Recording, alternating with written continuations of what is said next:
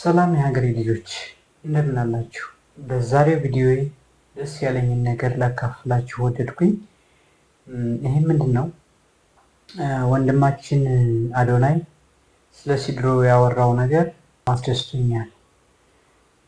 ያ ማለት ያው ከእሱ አንድምታ እንደተረዳሁት ቲክቶክን ይተካል የሚል ነገር ነው እና ይሄ በጣም ደስ የሚል ነገር ነው። አዲሱ ባለቤት አቶ አዶናይ ብላችሁ ጥሩኝ። ሲድሮ አፕ ይዘን ወደ ኢትዮጵያ መጥተናል። የብዙ ወጣቶች ህይወት የሚቀይር አዲሱ የኢትዮጵያን ቲክቶክ ሲድሮ ተብሎ ይጠራል። ዛሬ ልናስመርቀው ነው በተአምረኛ ሁኔታ። እንደምትመለከቱት የአፕሊኬሽን የብዙ ወጣቶች ህይወት መቀየር የሚችል አፕሊኬሽን ነው። ሲድሮ ምንድን ነው? ኦልሞስት ቲክቶክ ነው ጋይስ። እውነት ለመናገር ከቲክቶክም የበለጠ ለሀበሾች ተብሎ የተሰራ ብዙ ኮንተንት ክሬተሮች ቲክቶክ ላይ ቪዲዮ ሲሰሩ ክፍያ የላቸውም።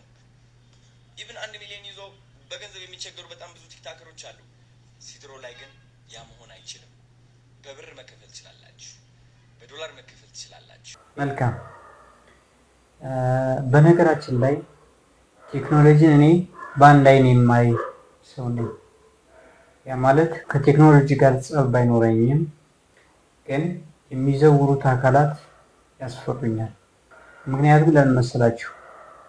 ፈጣሪ በአምሳሉ የፈጠረውን ክቡር ሰው በመስለብ ሰው ሊሰራ ያልተፈቀደለትን ግብር በማሰራት ዘራፊ፣ ገዳይ፣ የማይታመን ዘረኛ፣ ሰነፍ እንዲሆን ያመቻቸው የረቀቀው ዓለም አሁን ላይ ከሰው የተሻለ አማራጭ ኤአይ አቅርቤላችኋለሁ ሲለኝ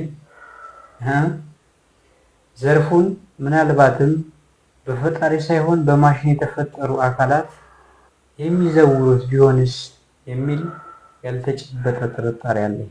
ስለሆነም ቲክቶክን የሚተካ በሀገሬ ልጅ የተፈጠረ ነገር ካለ ጉግልን የሚተካ ዩቲዩብን፣ ቴሌግራምን፣ ማንኛውንም ሶሻል ሚዲያ እኛ ዳታችንን የምንላላክበት ወይንም ከዓለም ጋር የምንገናኝበትን ሊተካ የሚችል በሀገር ልጅ የተፈጠረ እንደዚህ አይነት ነገር ካለ ቅድሚያ የምጠቀመው እኔ ነኝ።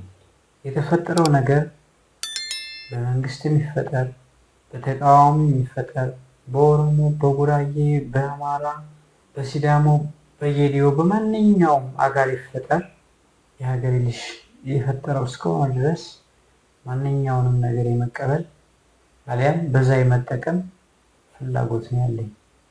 አንዴ የራሳችንን የሚያስጠላ ምን አይነት አባዜ ነው ግን የተጠናወተን።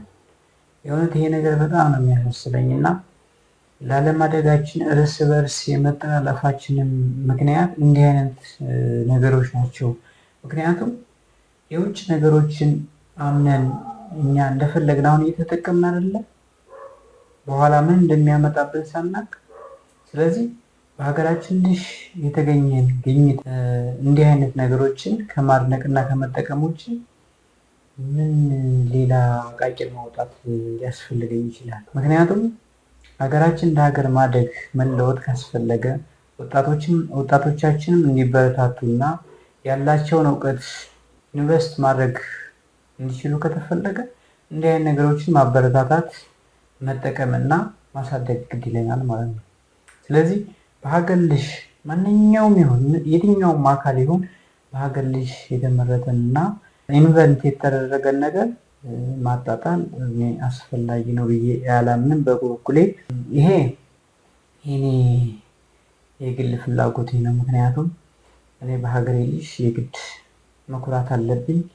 ችግር እንኳ ቢኖር ያንን ችግር መጋፈጥና ማሳየት ጠጋ ብሎ ነገሮችን ማመላከት እንጂ የሆነ ነገር እያሉ ማሳጠር እንዳይወጡ ወይንም የተሻለ ነገር እንዳይፈጡ ማኮላሸት ጥሩ አይደለም። ስለዚህ የራሱ ሊሚቴሽን ሊኖረው ይችላል። እውነት ነው፣ ኢንክሪፕትድ አይደለም። ያ ማለት ኦፕን ቡክ ነው፣ መረጃ ሊታይ ይችላል ምናምን ፋይልህ ያ ከፕራይቬሲ አንጻር የራሱ የሆነ ሊሚቴሽን ሊኖረው ይችላል። ግን እንደኔ ምንም ያመጣብኝ ነገር የለም ብዬ ነው የማስበው። ስለዚህ ይህንን ላለመጠቀም ምንም አይነት ቅድመ ሁኔታ የለኝም ብዬ ነው የማስበው። ግን አንድ ሪማይንድ ማድረግ የምፈልገው ነገር ምንድን ነው፣ ይህ የተፈጠረው አፕ ለራስ ለግል ዓላማ ብቻ የሚውል ከሆነ ያን ነገር ነፍስ ያጥብቃ ትጸይፋለች። ምክንያቱም አንድ ነገር ሲፈጠር ወይንም ሲመጣ ፈጣሪው የራሱ ዓላማ አለው። ይህ ዓላማ ግን እንደ ሀገር እንደ ወጣት ሁሉንም ያማከለ ለሁሉም ገዢ የሆነ ሲሆን ደግሞ ተቀባይነት ይኖረዋል ማለት ነው። ወንድማችን አዶናይ እና ሌሎች በሱ ዙሪያ ያላችሁ ይህንንም ነገር ከዚህ ለማድረስ እንደ ጅምርም እንደ ሀሳብም በሀገራችሁ ሀገራችሁን ጠቅማችሁ እናንተም ለመጠቀም የምታደርጉት ጥረት እጅግ በጣም የሚበረታታና ቀጥሉበት፣ ጀግና ናችሁ ማለት ነው የምፈልገውና እናንተ በምንም አይነት ሁኔታ ቢሆን ዓላማችሁን ብታሳኩ እኔ ምኞቴ ነው። ወየው መንግስት የሚሆን ማንኛውም አካል ይህንን አድርጎት ሆኖለት ተሳክቶለት። ምክንያቱም ዳታ ሴንተሩ ብዙ አቅም የሚፈልግ ብዙ ነገሮችን ማሟላት የሚጠይቅ ስለሆነ ወየው ማንኛውም አካል ተሳክቶለት ባይነኝ እንጂ እኔ